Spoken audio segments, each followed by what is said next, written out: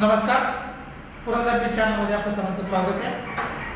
आपण निराशिव तक्रार ग्रामपंचायतीत आलेलो आहोत। या ग्रामपंचायतीचे कर्तबगार उपसरपंच राजेंची अशोकराव काकडे आपल्या समेत आहेत। गेली 2 वर्षापूर्वी अतिशय धुमधडाक्यात त्यांनी निवडणूक जिंकली, परंतु प्रत्यक्ष 2 वर्षांमध्ये आता त्यांनी गावच्या विकासामध्ये 1 वर्षापूर्वी ही निवडणूक जिंकली आणि त्यानंतर या गावच्या विकासामध्ये काय प्रगती झालेली आहे, कोणत्या प्रकारचे निर्णय घेतलेले आहेत आणि विशेषतः काल आणि परवा या ग्रामपंचायतीच्या हद्दीमध्ये 5 कोरोना रुग्ण सापडलेले आहेत। यासंबंधी काय उपाययोजना केलेल्या आहेत हे आपण त्यांच्याकडून जाणून घेणार आहोत। नमस्ते, मी राजेश काकडे, नेरागावचा उपसरपंच म्हणून या ठिकाणी पदसिद्ध आहे। 14 जानेवारी 2022ला 1 वर्ष पूर्ण होतील निवडणुकीला आणि ते 1 वर्षाच्या कार्यकाळामध्ये बराच काळ हा कोरोनाने ग्रासलेला होता आणि आता नव्याने परत कोरोनाचा संकट आपल्यावर ओढवलेला आहे। 2010-2015ला मी सरपंच होतो, त्या काळामध्ये जे काही योजना आपण दूरदृष्टी ठेवून त्यावेळी चालू केल्या होत्या ते योजना पूर्णत्वाकडे नेण्यासाठी मूळता प्रयत्न केला जाईल आणि त्यानंतर या वर्षभराच्या कालावधीत जर तुम्ही म्हणत असता विकासाच्या दृष्टीने आपण काय केलं तर आपण सगळ्यात महत्त्वाचं आरोग्यावर भर दिला, कारण गेले 5 वर्षामध्ये आमच्या गावामध्ये चिकनगुनियाचे वर्षाला 2-2-2.5 पेशंट सापडायचे। त्याच्यामुळं सुरुवातीला जेव्हा पद पार झालो त्यावेळेस सगळे तरुण बॉडी आमचे आदरणीय सरपंच शिकलेले आहेत की तेजस्वीताई काकडे, मी आणि माझ्याबरोबरचे सगळे सहकारी हे सगळे तरुण सुशिक्षित असल्या कारणाने सुरुवातीला आम्ही आरोग्य शिक्षण या गोष्टीवर भर देण्याचं काम केलं। त्यामध्ये आम्ही एक आमूलाग्र बदल असा केला की आपण 15 युक्ताचा जो निधी येतो तो निधी एखाद्या गटाराला किंवा रस्त्याला खर्च करण्यापेक्षा, कारण विकास कामं हे होत राहतात, आमदारांच्या माध्यमातून, संजय सरांच्या माध्यमातून होत राहतात, सुप्रियाताईंच्या माध्यमातून होत राहतात, राजेंद्रांच्या माध्यमातून होत राहतात आणि पवारसाहेबांच्या आशीर्वादाने होत राहतात। मोठा निधी त्या गावाला उपलब्ध होऊ शकतो आणि मिळत राहतो आम्हाला। परंतु आमचं जे 15 युक्ताचा निधी आहे तो निधी आम्ही कायमस्वरूपी त्याला सीज करून टाकला की त्यामध्ये दर महिन्याच्या 20 तारीख ते 30 तारखेच्या दरम्यान गावामध्ये फॉगिंग झालं पाहिजे, जेणेकरून डास, मच्छर, दुर्गंधी ही नाहीशी होईल। वर्षातून 2 वेळा 15 युक्तागत तरतूद केली की आपण तणनाशक मारून गावामध्ये जे तण आणि त्या तणावर जे डास आणि रोगराई होती हे सगळं नष्ट करण्यासाठी हा आमूलाग्र निर्णय घेतला। हा छोटा निर्णय वाटू शकतो एखाद्याला, परंतु हा निर्णय इतका महत्त्वाचा आहे की एक साधारण उदाहरण असं की 2-2.5 हजार जर पेशंट या गावामध्ये सापडले आणि अर्थकारण जर त्याच्या पाठीमागचं बघितलं तर एका पेशंटला जरी 10,000 पकडले किंवा मी म्हणतो 5,000 पकडले, कारण डेंगू आणि चिकनगुनिया मी स्वतःला झाला होता, मला माहिती आहे 1 वर्ष त्याच्यापासून सांधेदुखी आणि प्रचंड मोठा पैसा खर्च होतो आणि शरीराचं खिळखिळ होतं। अशा ह्याच्यातून जर आपण साधारण एक 10,000 धरले एका पेशंट पाठीमागे तर मला वाटतं ते 2.5 कोटीमध्ये जात असेल। कदाचित मी आता कॅल्क्युलेशन करत बसलो नाही, माझं कदाचित ते जास्त होत असेल कमी होत असेल, 2.5 कोटी रुपयाची नुकसान, आर्थिक नुकसान त्या ठिकाणी होतं। मग अशा वेळी आम्ही सातत्याने ह्या गोष्टीवर भर दिला आणि जर इतर गोष्टी करायच्या म्हटल्या कुठल्याही गोष्टीचं आता विकासाच्या दृष्टीने 1 वर्षामध्ये काय केलं, 2010-2015 मध्ये सरपंच असताना एक मायक्रो प्लॅनिंग करून एक विकास आराखडा आम्ही त्या ठिकाणी तयार केला होता। आता त्याच पावलावर पाऊल ठेवून आता इथून पुढच्या काळामध्ये एक प्रायव्हेट आर्किटेक्ट नेमून आम्ही पूर्ण गावचा सर्वे करून ज्या ज्या ठिकाणी सार्वजनिक जागा आहेत त्याचं सुशोभीकरण, सुंदरीकरण, बाग बगीचा ज्या ज्या ठिकाणी शक्य आहे त्या त्या ठिकाणी बाग बगीचा 15 युक्त नव्याने लगेचच चालू करतोय आम्ही। ते नवीन आमचे सगळ्यात मोठी समस्या आमच्या गावाला काय तर 2.5 कोटीचं लाईट बिल टाकलेलं आहे आणि मग ते स्वउत्पन्नात भरायचं असेल, स्वउत्पन्न तेवढ्या प्रमाणात होत नाही। कर वसुली आता कोरोनाच्या काळामध्ये लोक थोडं दिरंगाई करतात, कर वसुली होत नाही आणि गाळ्याचे भाडे नगण्य असल्यामुळं आणि गाळ्याचे भाडे कोरोना काळामध्ये थकल्यामुळं त्याच्यामुळं लाईट बिल भरणं नामुष्की झाली। मग आम्ही नव्याने प्रयोग केला की 15 युक्तामध्ये आता नाविन्यपूर्ण काम घ्यायला सुरुवात केली। आम्ही त्या ठिकाणी 10 लाख रुपयाची तरतूद सोलर मोटरसाठी केली, जे आम्ही आता वर जॅकमध्ये 40 HP मोटर आहे त्या मोटरची ट्रायल घेण्यासाठी आम्ही 10 HP आपलं 10 लाखाची तरतूद केली। 10 लाखाची तरतूद आम्ही साधारण गावामध्ये सगळीकडे CCTV बसवण्यासाठी आपल्या केली। हे इमिजिएट कामं चालवणार इफेक्ट मध्ये सांगता येणार रस्ते होत राहतील, गटर होत राहतील, ते तर काय ते कुठलाही सरपंच आला तर ते होत राहतं. मी माझ्या रोखोक कार्यक्रमामध्ये मी सांगितलं होतं की रस्ता आणि गटरासाठी नियोजनासाठी कुठलाही शिकलेलाही सरपंच लागत नाही, ग्रामसेवक त्याचे पैसे त्या पद्धतीने अदा करू शकतो. परंतु काहीतरी नवीन व्ह्यू घेऊन एक कचरा मुक्तीसाठी 2010लाही आम्ही ते केलं होतं, आताही केलं की कचरा मुक्तीसाठी सॉलिड वेस्ट मॅनेजमेंट आणि लिक्विड वेस्ट मॅनेजमेंटवर आपला प्रचंड प्रमाणात भर राहील की ह्याच्यामध्ये CSR ऍक्टिव्हिटी मधले कंपनीज कसे इन्क्लूड करून घेता येतील, त्यामध्ये ग्रामपंचायतचा निधी, 15 वित्तकाचा निधी, हे सगळं करून गावचा कचरा त्याचं विलगीकरण करून सेपरेट करून डिग्रेडेशन करून त्यामध्ये कंपोस्ट तयार करता येईल का, त्यामध्ये इलेक्ट्रिसिटी जनरेशन करता येईल का, त्यामध्ये नवीन नवीन प्रयोग काय करता येतील का, ह्याचे आपण टेंडर आता सध्या मागवत आहोत.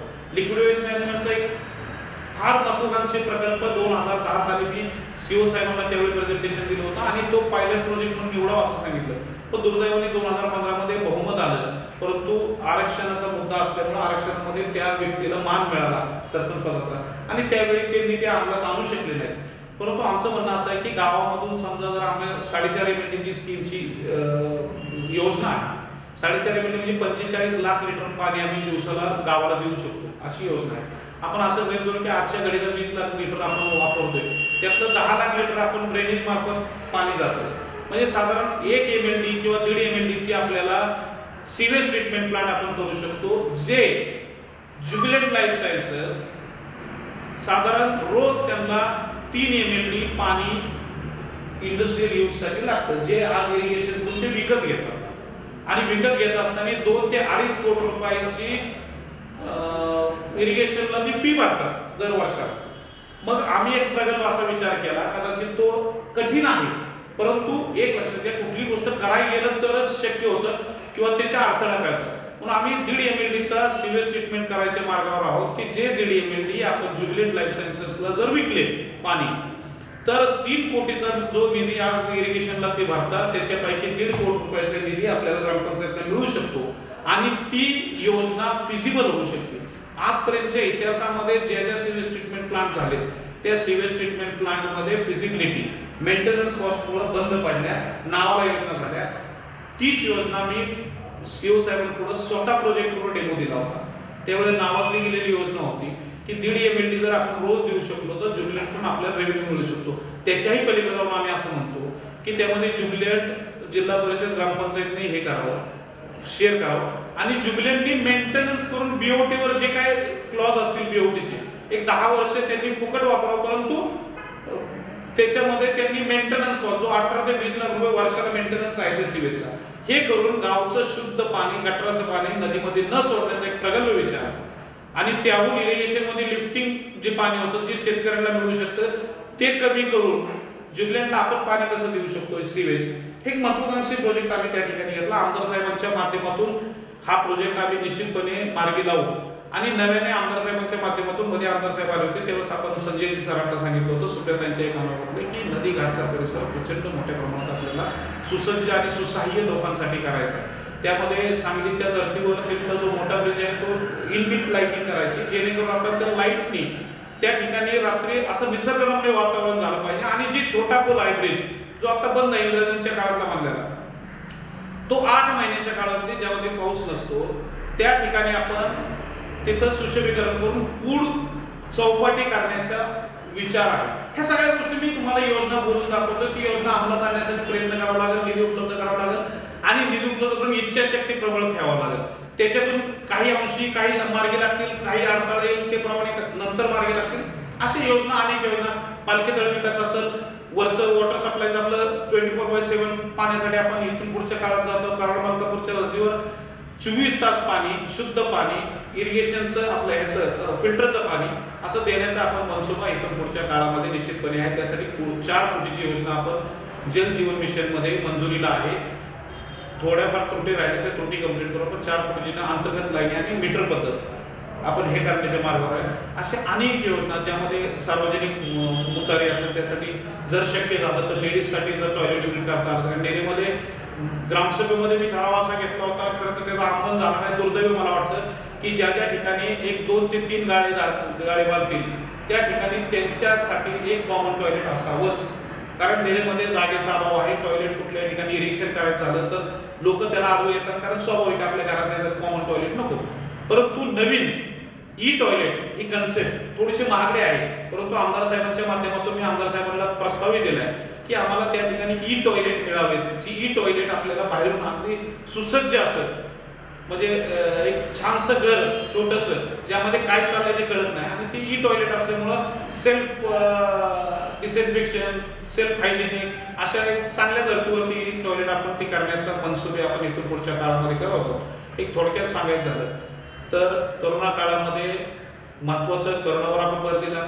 करोना काळामध्ये आपण विलगीकरण केंद्र केलं, सीसीसी केली, त्यामध्ये सगळ्यात शेवटचं गाव निरा होतं की ज्याने सगळ्यात शेवटी म्हणजे महिना 2 महिने ते विलगीकरण कक्ष चालू ठेवलं आणि सगळ्यात शेवटी बंद केलं. त्यामध्ये काही दानशूर व्यक्तींनी दान दिलं, जुबलँड सारख्या ऑर्गनायझेशनने त्यामध्ये मदत केली, आमदार साहेबांनी त्या ठिकाणी मदत केली, सुप्रियाताईंनी त्या ठिकाणी मदत केली, आणि गावातल्या अनेक लोकांनी ग्रामपंचायतच्या माध्यमातून आपण ते क्वारंटाईन सेंटर चालवलं आणि अत्यंत प्रभावीपणे खूप अभिमानाने सांगू शकतो की त्या ठिकाणी 443 पेशंट आपण ट्रीट केले. त्यातला एकही पेशंट आपल्याला बाहेर शिफ्ट करावं लागला नाही, किंवा 1-2 पेशंट आपल्याला शिफ्ट करावं लागले, त्यांना स्वतःच्या इच्छेखातीर त्यांनी बाहेर गेले, आणि इतर कुठलाही पेशंट त्या ठिकाणी दगावला नाही, आणि कुठल्याही पेशंटला अशी वेळ आली नाही की त्या ठिकाणी आपल्याला ऑक्सिजन लावावं लागलं. इतक्या चांगल्या पद्धतीने आपण तिथं जेवण, चहा, नाश्ता त्या ठिकाणी पुरवला. आणि इथून पुढच्या काळामध्ये करोनाच्या तुम्ही जसं सांगितलं की करोना फोफावतोय, आता 5 ते 8 पेशंट आपण या ठिकाणी नेरीमध्ये झालेत. आपण प्रत्येक आपण आरोग्य केंद्राची आता मीटिंग ताबडतोब आता 5 मिनिटात मीटिंग चालू होईल. त्या ठिकाणी त्यांचा आणि आमचा सर्वप्रथम समन्वय ठेवण्याचा प्रयत्न करतोय.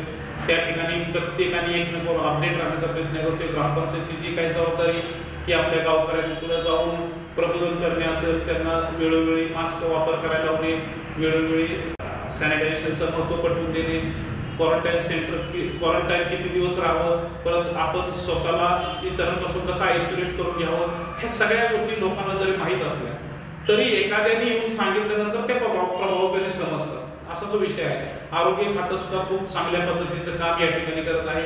ग्रामपंचायतचे कर्मचारी गेले 2 वर्ष आरोग्याच्या स्वतःच्या आरोग्य धोक्यात टाकून या ठिकाणी काम करत, त्यांचंही मनापासून आभार मानतो, धन्यवाद देतो. आणि पुनश्च एकदा की या तालुक्याचे आमदार आदरणीय संजय सर, खरं तर हे नावच खूप माझ्या काळजात आहे यासाठी सांगतो की 2009 पासून मी राजकारणात शिरलो, तेव्हापासून या व्यक्तीबरोबर मी राहिलेला आहे.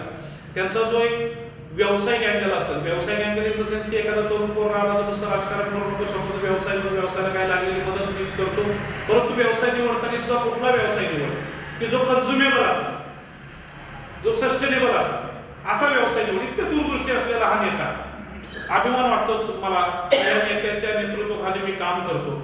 आणि 2010ला खूप मोठ्या प्रमाणात म्हणजे त्यावेळी निधी कमी असायचा, परंतु अजितदादांच्या माध्यमातून आणि संजय सरांच्या माध्यमातून 32 कोटी रुपयाची कामं त्या 10 वर्षामध्ये मी बाहेरचा शासनाचा निधी आणून केला, जो ग्रामपंचायतचा निधी वेगळाच.